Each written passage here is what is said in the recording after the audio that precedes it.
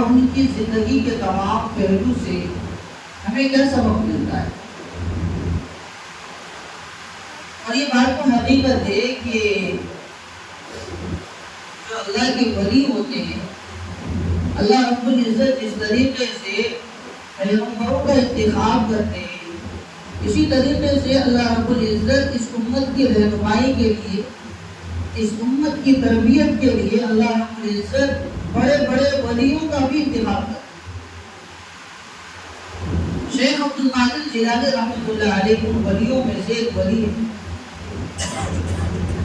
اور اللہ رب العزت نے قرآن کریم کے اندر فرمایا الا ان اولیاء اللہ لا خوف علیہم ولا هم يحزنون، کہ اللہ کے جو ولی ہیں، اللہ کے جو دوست ہیں، ان کو نہ مرنے سے پہلے کوئی غم اور نہ مرنے کے بعد کوئی خوف ہوگا۔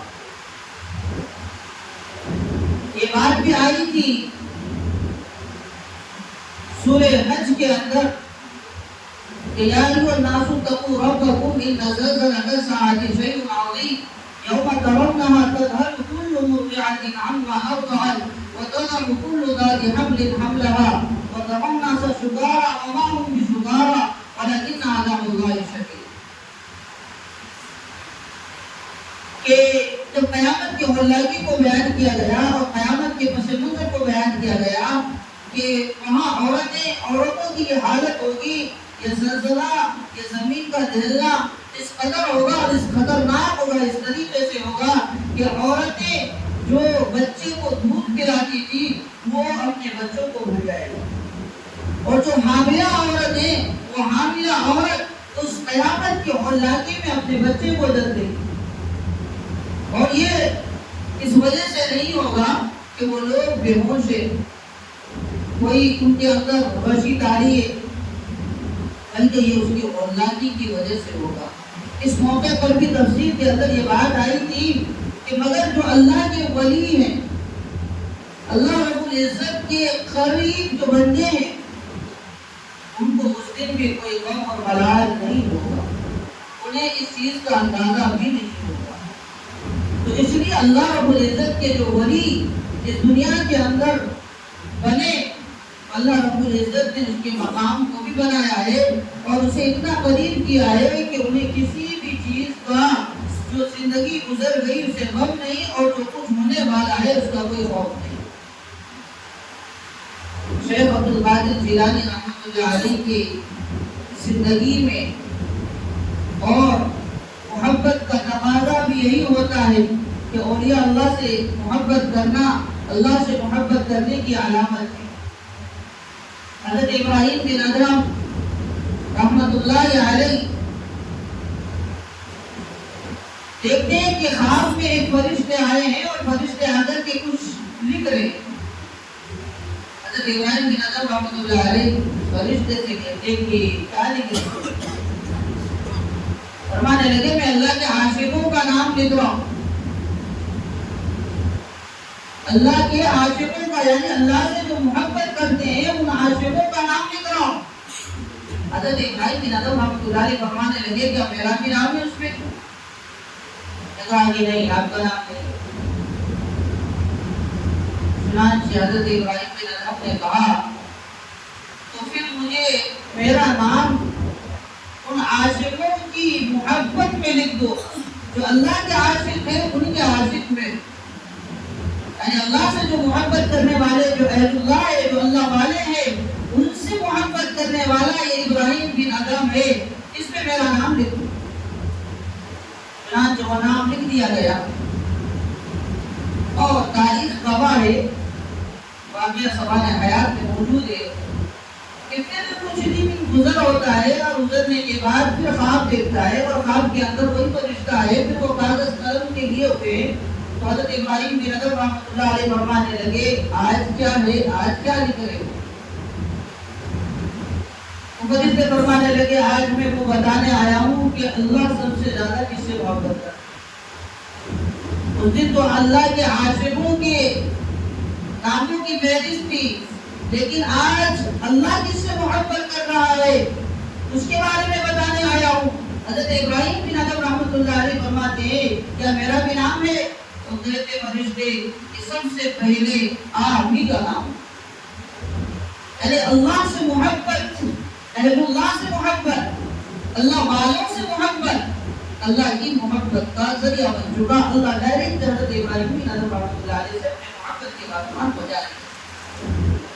اسی لیے ہمارا ایمان ہے کہ ہم اہل اللہ سے، اللہ والوں سے، قرآن والوں سے، صاحب ایمان سے، بزرگ ہستی سے، علماء کرام سے محبت رکھتے ہیں، اور ان کی محبت ہی ہم سب کے لیے، ہمارے آگے والی زندگی کے لیے اور ہماری زندگی کو بہتر بنانے کے لیے ان کی تعلیمات، ان کی محبت ہم سب کے لیے مشعل راہ ہے۔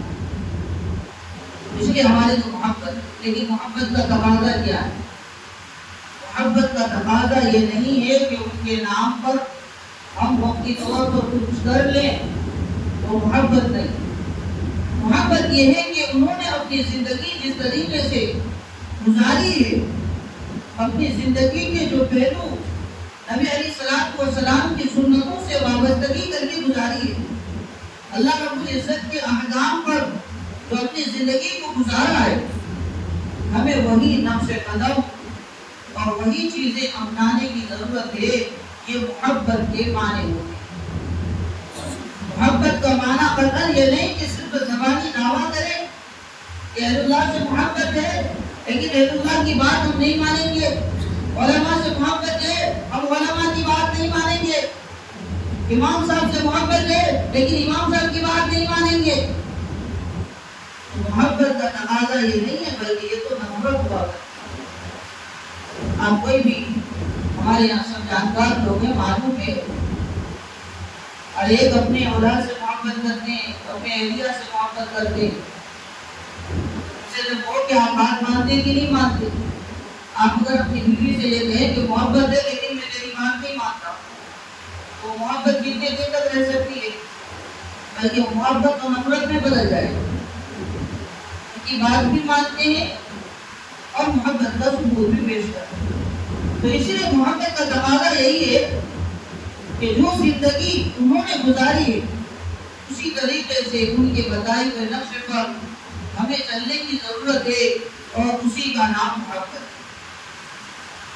اور یہ بات بھی واضح رہی کہ شیخ عبد القادر جیلانی رحمۃ اللہ علیہ کی پیدائش سے قبل ان کے والدین کے حالات کو آپ پڑھیں گے تو آپ کو معلوم ہوگا کہ بچے کی تربیت کس طریقے سے کی جاتی ہے۔ یہ سبق بھی ہمیں شیخ عبد القادر جیلانی رحمۃ اللہ علیہ کے والدین سے ملتا ہے۔ ان کے والدہ کے بارے میں تو آپ جانتے ہوں گے، لیکن اس سے قبل ان کے والد کے بارے میں سنیے۔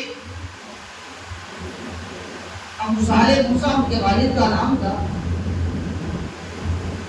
جنگل سے کہیں گزر ہو رہے ہیں کہ نہر ہے، اور نہر کے اندر پانی ہے اور وہ مائع جاری ہے، اس پر ایک سیب آ رہا ہے۔ انہیں بھوک بھی لگی، بھوک کی وجہ سے انہوں نے اس سیب کو اٹھا کر کھا لیا، لیکن کھانے کے بعد سوچا کہ اس کے قرب و جماعت میں جو باغات ہیں ان باغات سے یہ سیب آیا ہے، میں نے اس مالک کی اجازت نہیں لی، بغیر اجازت کے میں نے سیب کھا لیا، اللہ رب العزت مجھے کس طریقے سے اگر پکڑنے پہ آ گئے تو پھر میں کیا جواب؟ حالانکہ کتاب النقطہ آزاد کا پھر بھی ایک مسئلہ ہے، اور یہاں یہ چیز بڑی ہوئی ہے اور باغ سے بہت دور ہے، اور وہ بھی پانی کے اندر جاری و ساری ہے، بھوک لگے ایسی حالت میں اگر کوئی چیز مل جائے کھانے کی چیز ہو تو اس کو اٹھا کر کے کھایا جا سکتا ہے، اس کی اجازت۔ شیخ عبد القادر جیلانی رحمۃ اللہ علیہ کے والد لیکن پھر بھی دل کے اندر یہ تکلیف محسوس کرنے لگے کہ میں نے کھا تو لیا ہے، لیکن جس باغ سے آیا ہے اس کے مالک کو علم ہوگا تو یہ مجھے کسی طریقے سے بھی برداشت نہیں۔ چنانچہ وہ باغات کے اندر پہنچتے ہیں تو اس باغ کے جو مالک ہے ان کا نام ہے عبداللہ سومری۔ ان سے جا کر کے کہا کہ آپ کے باغات کے ایک سیب اس نہر سے جاری پانی جاری کے اندر تیرتے ہوئے وہ کنارے میں لگ چکا تھا، میں دور جا کر کے اس اس سیب کو میں نے کھا لیا، اب میرے دل میں تکلیف ہو چکی ہے، آپ جب تک معاف نہیں کریں گے تب تک میں یہاں سے جانے والا ہے۔ اب عبداللہ سومری رحمۃ اللہ علیہ یہ بھی بڑے بزرگ تھے، وہ سمجھنے لگے کہ آج کے زمانے میں کون اس طریقے کرتا ہے، لوگ تو باہر سے توڑ کے لے کے چلے جاتے ہیں، یہاں ایک نہر کے اندر اسے سیب ملا ہے تو اسے کھانے کے باوجود، جو کہ جائز بھی ہے فقہی اعتبار سے، مسئلے کے اعتبار سے، اس کے باوجود معافی تلافی کے لیے آیا ہے، میں اسے اسی طریقے سے نہیں چھوڑ سکتا۔ انہوں نے شرط لگا دی کہ 2 سال تک میرے پاس خدمت کرنی پڑے گی، پھر باغات کی دیکھ بھالی کرنی پڑے گی، اور پھر 2 سال کے بعد ہم چاہیں گے تو آپ کو معاف کریں گے، نہیں کریں گے۔ چنانچہ 2 سال تک مسلسل ایک سیب کی وجہ سے ان کے باغات میں مزدوری کرتے رہے اور پورے وقت کو لگاتے رہے، حالانکہ وہ چاہتے تو باہر مزدوری کر کے ایسے کتنے سیب خرید کے ان کو دے سکتے، لیکن نہیں، ان کے پاس رہے، وقت گزاری کی، پوری وقت گزر گئے۔ تو حضرت عبداللہ سومری رحمۃ اللہ علیہ موقع مناسب سمجھا کہ ایک سیب کی وجہ سے جو 2 سال تک میرے پاس رہ سکتا ہے وہ کوئی عام آدمی نہیں ہو سکتا، وہ اللہ کے بڑے قریب اور اللہ کے بزرگ ہستی ہوا کرتی ہے۔ اسی وجہ سے انہوں نے شرط لگائی کہ اب تمہیں آزادی تو دی جائے گی، لیکن اس سے پہلے تم کو میری بیٹی سے شادی کرنا پڑے گا، میری بیٹی سے شادی کرنا پڑے گا، اور یہ بھی سن لو کہ میری بیٹی آنکھوں سے اندھی ہے اور کانوں سے بہری ہے، ہاتھوں سے وہ اپاہج ہے، پیروں سے لنگڑی ہے، اور اس حالت میں یہ میری بیٹی سے تمہیں شادی کرنا پڑے گا۔ تو حضرت ابو صالح بن موسیٰ جو حضرت شیخ عبدالقادر جیلانی رحمۃ اللہ علیہ کے والد گرامی ہیں، وہ تیار ہو جاتے ہیں کہ میں اس کے لیے تیار ہوں اور میں شادی کرنا بھی چاہتا ہوں۔ چنانچہ جب تاریخ طے ہو گئی اور شادی ہو گئی تو سب سے پہلے جب پہلی رات ہوتی ہے تو وہ اپنے اس روم کے اندر، اس کمرے کے اندر جب جاتے ہیں تو وہاں بیوی کو دیکھتے ہیں، وہ حسین و جمیل ہے، نہ آنکھوں سے اندھی ہے، نہ کانوں سے وہ بہری ہے، اور نہ ہی ہاتھوں سے کمزور ہے، نہ پاؤں سے لنگڑی ہے۔ وہ دیکھ کر کے اس گھر سے واپس نکلتے ہیں اور نکل کر کے آ کر کے ان کے والد گرامی سے ملتے ہیں اور کہتے ہیں آپ نے تو یہ صفات بتائی تھی کہ آپ کی بیٹی کے اندر یہ کمیاں ہیں، لیکن میں اندر جب گیا تو میں دیکھا کہ یہ تمام کی تمام چیزیں کمی نہیں بلکہ انتہائی حسین و جمیل ہے، بڑی خوبصورت ہے، یہ آپ نے جو کچھ بتایا وہ اس کے خلاف ہے۔ فرمانے لگے یہ تو آزمائش تھی، یہ تو ایک امتحان تھا۔ وہ آنکھوں سے اندھی ہے اس معنی کر کے کہ اپنی آنکھوں سے غیر محرم کے اوپر اس کی نگاہ نہیں۔ آج ذرا ہم غور کریں اپنی بیٹیوں کے اور اپنی بیویوں کے احوال کو، ہمیں معلوم ہوگا کہ ہمارے بیویاں اور ہمارے اولادیں ان کی نگاہوں کی کتنی حفاظت ہے۔ خود اپنی نگاہوں کے بارے میں ہم تصور ذرا کریں۔ وہ کانوں سے بہری ہے، اس کا مطلب یہ ہے کہ وہ آج تک اپنی کانوں میں غیر محرم کی آواز یا کسی گانے یا سون کی آواز یا کسی ایسی چیزیں جو غیبت چغلی سے تعلق رکھتے ہو، کینہ کپٹ سے تعلق رکھتے ہو، دھوس عداوت سے تعلق رکھتے ہو، وہ باتیں اپنے کانوں سے نہیں سنی، اور کبھی بھی کسی کی بات پر کان لگا کر کے سن کر کے اس باتوں کو پھیلانے کے در پہ نہیں گئے۔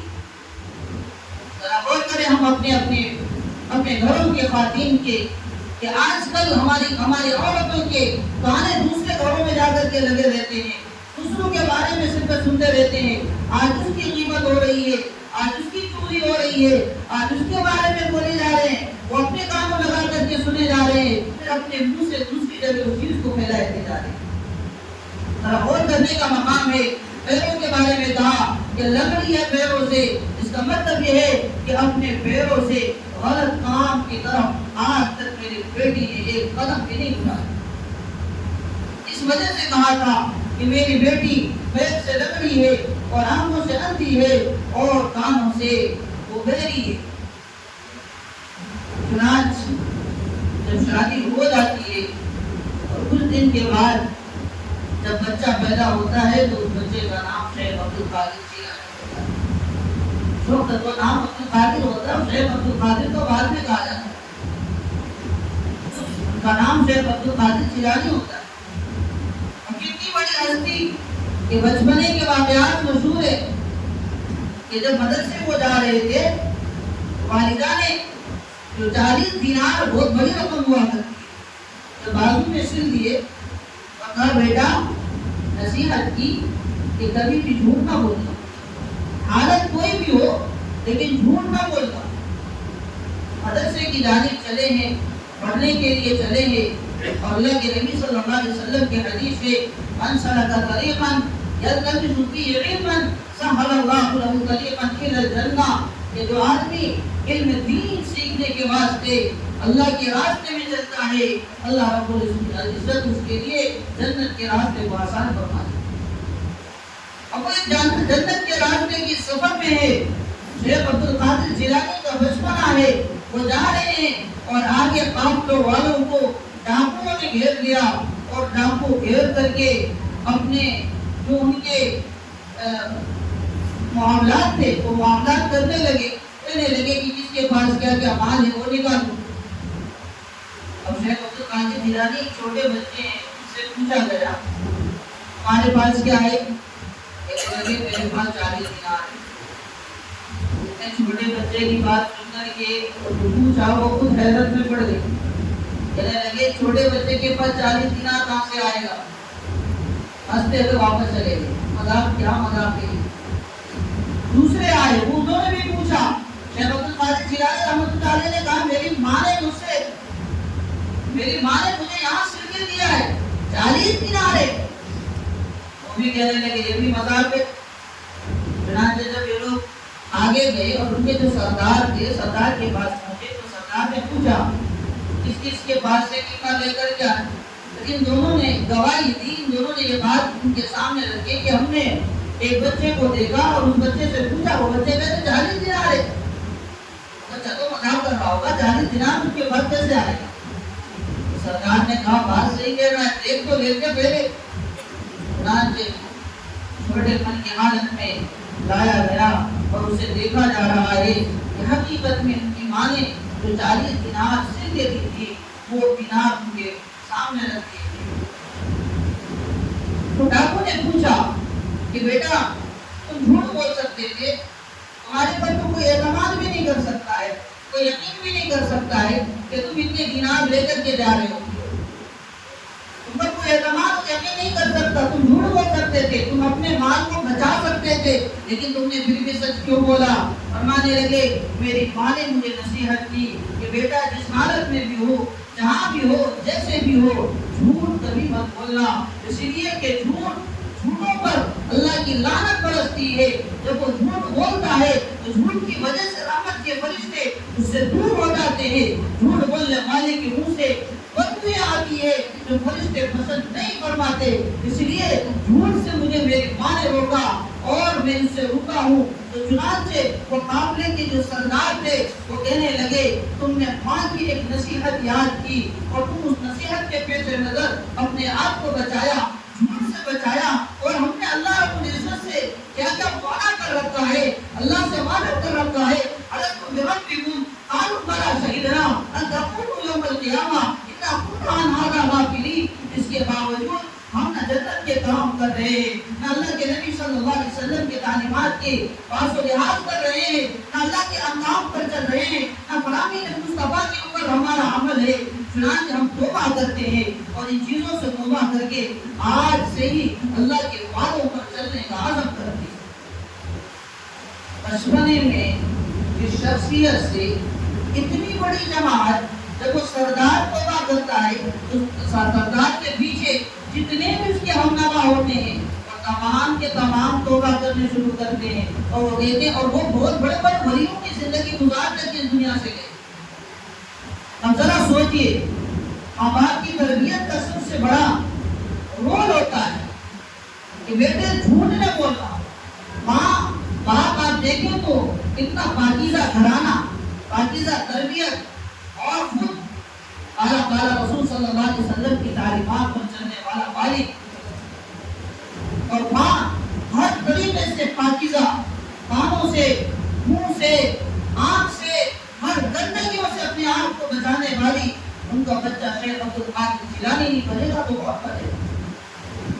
کہ بچپنے میں اللہ رب العزت نے کرامت دکھائی کہ اتنے بڑے قافلے، اتنے بڑے سردار اور اتنے بڑے ڈاکو جو کہ رات دن لوگوں کو لوٹا کرتے تھے اور لوگوں کو تکلیف پہنچایا کرتے تھے، ایک بچے کی اتنی بات کی وجہ سے وہ لوگ توبہ کرتے ہیں اور اللہ رب العزت کے اپنے آپ کو اللہ رب العزت سے جوڑ دیتے ہیں۔ اس سے کیا سمجھ میں آتا ہے؟ ایک سبب تو یہ سمجھ میں آتا ہے کہ والدین کا بچوں کے تعلق سے جو ہماری محبت کی وجہ سے جو نرم رویہ ہے اور اس کی وجہ سے جو بچے ہمارے نماز نہیں پڑھتے اور ہم جو دین نہیں سکھاتے ہیں تو یہ ہماری سب سے بڑی کمی ہے۔ اس لیے ہم والدین کو چاہیے کہ اپنے بچوں پر اللہ کے نبی صلی اللہ علیہ وسلم کی حدیث کے مطابق کہ جب وہ 7 سال کی عمر ہو جائے تو انہیں نماز کا حکم دو، اور جب وہ 10 سال کی عمر پر پہنچ جائے تو نماز کے لیے اس کو مارو۔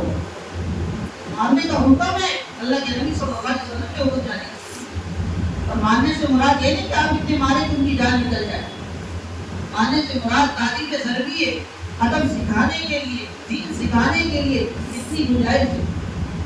اس کے باوجود اگر نہ مانے تو ان کے بسترے الگ کر دو، کہ بسترے الگ کر دو تاکہ ان کے اندر اس دین کی اہمیت اس کے اندر پیدا ہو سکے۔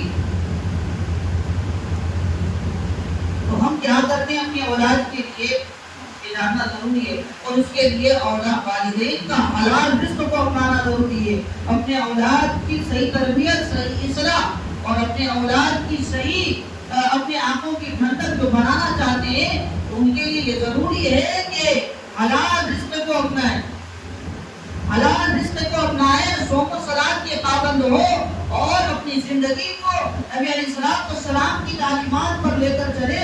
جب وہ لے کر کے چلے گا تو ان کی گود سے اور ان کے گھر میں شیخ عبدالقادر جیلانی جیسا ولی پیدا ہوگا۔ اور اگر ہماری خود والدین کی زندگی وہ فلمی زندگی ہو، ہماری خود والدین کی زندگی جھوٹوں کی زندگی ہو، ہمارے خود والدین کی زندگی مکاری اور عیانی کی زندگی ہو، ہم والدین کی خود زندگی معاشی اور اولیانیت کی ہو، خدا کی قسم اس گھر میں ولی نہیں پیدا ہو سکتا۔ اس گھر میں اس کو ستانے والا سب سے بڑا شیطان پیدا ہوتا ہے، اس کا نافرما بردار اولاد پیدا ہوتی ہے کہ جو وہ پیدا ہو کر ان کے تمام کے اقوال پر اور ان کے کردار پر اپنے آپ میں خود پیدا کرتی ہے، اور پیدا کرنے کے بعد وہی چیز اپنے والدین کے ساتھ کرنا شروع کر دیتی ہے۔ اس لیے غور کرنے کا مقام ہے اور اولاد کو دائیں بائیں نصیحت کرنے کی ضرورت ہے، صحیح لائن پر رکھنے کی ضرورت ہے۔ شیخ عبدالقادر جیلانی رحمۃ اللہ علیہ کی زندگی سے ہمیں یہ سبق ملتا ہے کہ سچائی زندگی گزارنا چاہیے، ہمیں سچ بولنی چاہیے، اور ان کی زندگی کے سامان حیات تو بہت کچھ ہے۔ اس میں ایک بچپنے کی گفتگو پر وقت ہمارا مکمل ہو چکا ہے، ورنہ آگے بات کروں تو بات بہت ہے۔ ایک مرتبہ ایسا بھی ہوا جب ان کی جوانی ہوئی اور بڑے آدمی بنے، تجارت کرنے لگے، ان کے 2 جہازیں ہیں۔ ایک جہاز کے بارے میں خبر یہ ملی کہ مال سارا لوٹا گیا، قافلے والوں نے لوٹ لیا۔ تو حضرت فرمانے لگے الحمدللہ، اللہ کا شکر۔ پھر ایک مرتبہ بعد میں خبر آئی کہ آپ کے جو مال تجارت کے لیے گیا تھا وہ تجارت میں 2 گنا 3 گنا نفع ہوا، اس میں بھی اللہ کا شکر ادا کیا الحمدللہ۔ تو یہ جو لوگ کہنے لگے کہ حضرت یہ کیا بات ہو گئی، یہ بات تو سمجھ میں آتی ہے کہ جب آپ کی تجارت والی جو 2 گنا 3 گنا فائدہ دے گئی تو اس میں آپ نے اللہ کا شکر ادا کیا، اس میں ہمیں یہ بات سمجھ میں آتی ہے کہ شکر کے قابل بھی ہے، لیکن جب نقصان ہو گیا تو اس میں شکر کی کیا ضرورت ہے۔ فرمانے لگے کہ میں اس وجہ سے الحمدللہ یا اللہ کا شکر ادا نہیں کیا، جب مجھے یہ خبر پہنچی کہ آپ کا سارا مال آپ کا والوں نے لوٹ لیا تو میں نے اپنے دل کی کیفیت کو دیکھا کہ مال کی محبت میں کیا میرا دل غمگین ہو گیا، یا دنیا کی محبت میں، دنیا کے مال کی محبت میں میرے دل میں غم چھا گیا۔ جب میں نے دیکھا کہ نہیں، اس دنیا کی محبت میرے دل میں نہیں ہے تو میں نے تب اللہ کا شکر ادا کیا تھا کہ مال جائے اس سے مجھے پرواہ نہیں، لیکن اس کا غم نہیں ہے دنیا کے لوٹ جانے کا، اس وجہ سے میں نے اللہ کا شکر ادا کیا۔ اور جب میرے مال میں 2 گنا 3 گنا اضافہ ہوا اور فائدہ ہوا، نفع ہوا، جب اس کی خبر ملی تو اللہ کا شکر میں نے اس وجہ سے ادا کیا کہ میرے دل کی کیفیت جب مال کے زیادہ آ جانے کی وجہ سے اللہ سے غافل تو نہیں ہوا، تو میں نے دیکھا کہ نہیں، میں نے اپنے آپ کو غافل نہیں پایا، تو میں نے اللہ کا شکر ادا کیا۔ اللہ والوں کے پاس بھی جو مال ہوتے ہیں وہ صرف نام کے مال ہوتے ہیں، مالوں سے محبت نہیں ہوا کرتی ہے انہیں۔ مال ہوتے ضرور ہے لیکن مال کی محبت نہیں ہوتی۔ آج ہمارے پاس مال ہے تو مال کی محبت زیادہ ہے، مال کی محبت کی وجہ سے، اولاد کی محبت کی وجہ سے ہم دین سے بہت غافل ہوتے چلے جا رہے ہیں۔ میں اس پر بات کروں شیخ عبد القادر جیلانی رحمۃ اللہ علیہ کی سوانح حیات پر، وقت بہت کم ہے اس لیے ایک مسئلے کی تفصیل کر کے میں انشاءاللہ نماز کے لیے سنتوں کے لیے تیاری شروع کی جائے گی۔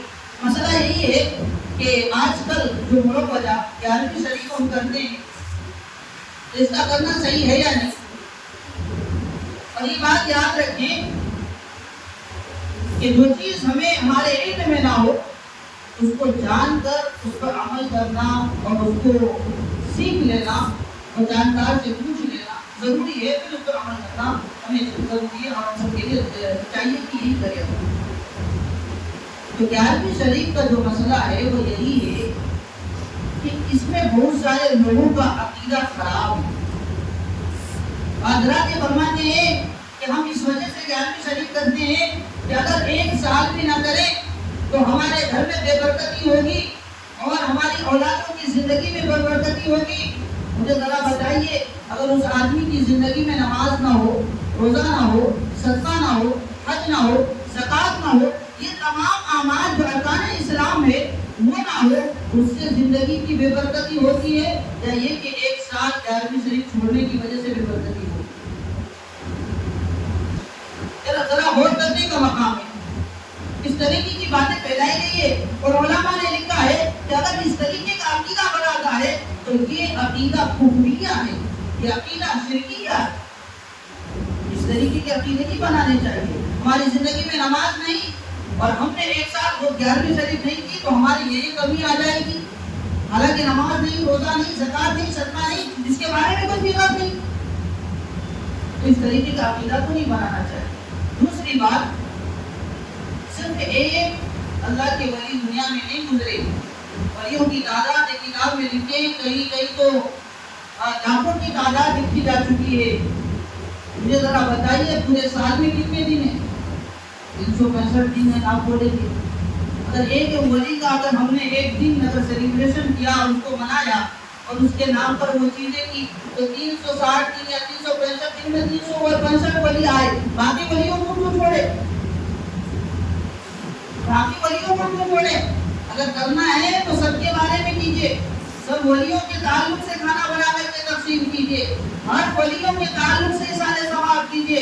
اگر نہیں کرنا ہے تو صرف ایک ولی کے لیے ایک دن متعین کر کے اسی ولی کی بات کرنا اور دوسروں کو نظر انداز کرنا، یہ بھی صحیح ہے۔ تیسری بات اس میں اور بھی غور کریں، شیخ عبد القادر جیلانی رحمۃ اللہ علیہ کے اس 11ویں شریف منانے والے سب سے پہلے کون ہیں؟ شیخ عبد القادر جیلانی رحمۃ اللہ علیہ کے بارے میں ایک واقعہ مشہور کتابوں میں لکھی ہے، لیکن یہ واقعہ منگڑت ہے۔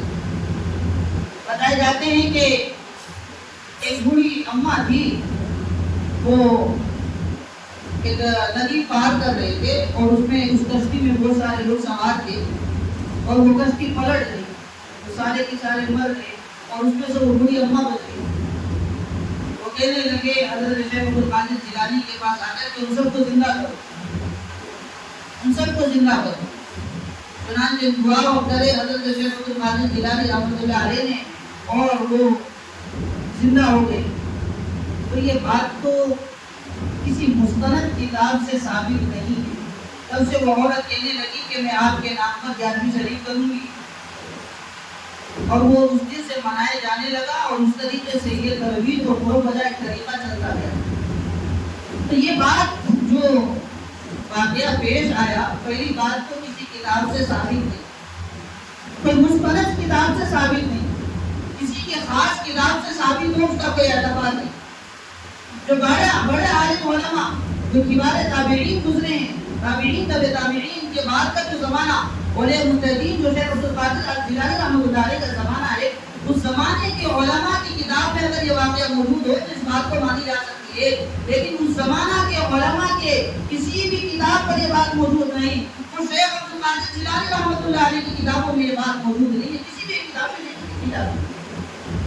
تو اس طریقے کے من گھڑت واقعے کو بنانا اور اس پر اس طریقے کے واویلا مچانا اور اس طریقے سے اس کو انتظام اور انتظام کرنا کہ قرآن اور حدیث سے بھی بڑھ کر نماز چھوٹ جائے اس کی پرواہ نہیں، زکوٰۃ چھوٹ جائے اس کی پرواہ نہیں، روزے چھوٹ جائے اس کی پرواہ نہیں، لیکن گیارہویں شریف چھوٹ جائے تو ہمارے ایمان میں کمی ہو جائے گی، ہمارے اعمال میں کمی ہو جائے گی، ہمارے بچوں میں، ہمارے گھر کے رزق میں بے برکتی ہوگی۔ اس طریقہ عقیدہ بنانا کسی بھی اعتبار سے درست نہیں۔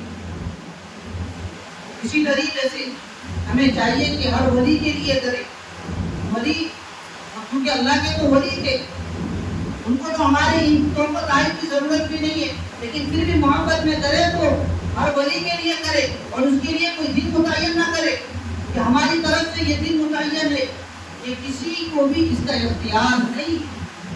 یہ جو ہم ایصال ثواب کرتے ہیں مرنے کے بعد اپنے مرحومین کے لیے، اس کے بارے میں بھی یہی مسئلہ ہے کہ کبھی کبھی لوگ یہ کہتے ہیں کہ ہم آج 3 دن والا کر رہے ہیں، کسی کبھی لوگ کہتے ہیں 10 دن والا کر رہے ہیں، کبھی آگے کہتے ہیں کہ 40واں کر رہے ہیں۔ تو اس کے بارے میں بھی وضاحت سن لیں کہ جب انسان کو بھوک لگتی ہے تو بھوک کو مٹانے کے لیے غذا کی ضرورت، کھانے کی ضرورت اسی وقت ہوا کرتی ہے۔ اگر اس کا بیٹا یا اس کی اولاد یا اس کے گھر والے ایک دن بعد کھانا لا کر کے دے تو آدمی زندہ رہ سکتا ہے؟ یا کیا اس کی محبت کا یہ فعل ہو سکتا ہے؟ ایک آدمی کو پیاس لگی، والد صاحب کو بیٹے کو کہا پانی لا کر کے دو، بیٹا پانی نہیں لایا۔ پیاس بجھانے کے لیے پانی کی اسی وقت ضرورت ہے یا 1 دن کے بعد، 2 دن 3 دن کے بعد ضرورت ہے؟ آپ پہلے اسی وقت میں بھوک لگے تو بھوک بجھانے کے لیے اسی وقت غذا چاہیے، پیاس لگی تو پیاس بجھانے کے لیے اسی وقت پانی چاہیے۔ تو ذرا بتائیے جب انسان کا انتقال ہو جاتا ہے اور اب ان کے نیکیوں کا دفتر بند ہو چکا، انقطع عمل بعد حد تک انقطع عمل، جب وہ انتقال کر جاتا ہے ان کے اعمال کے دفتر بند ہو جاتے ہیں، اب ان کی نیکیاں ختم، اب ان کو تحائف کی ضرورت ہے آپ کی۔ آپ 3 دن کے بعد دیں گے، آپ اپنے اعتبار سے 10 دن کے بعد دیں گے، آپ اپنے اعتبار سے 40 دن کے بعد دیں گے، تو کیا یہ صحیح ہوگا؟ ہم سال میں ایک بار برسی کریں گے اور کہیں گے ہم نے تو سال میں ایک مرتبہ، انہیں تو آپ کی توبہ طائف کی ہر وقت ضرورت ہے، ہر وقت ضرورت ہے کہ مجھے توبہ طائف دنیا سے قرآن پڑھ کے میری اولاد مجھے بخشے، میرے نام پر ایصال ثواب کرے، میرے لیے صدقہ جاریہ کرے۔ آپ کریں گے 3 دن بعد، آپ کریں گے 10 دن بعد، آپ کریں گے 40 دن بعد، آپ کریں گے سال میں ایک بار، تو یہ تو ایصال ثواب کے منشا کے بھی خلاف۔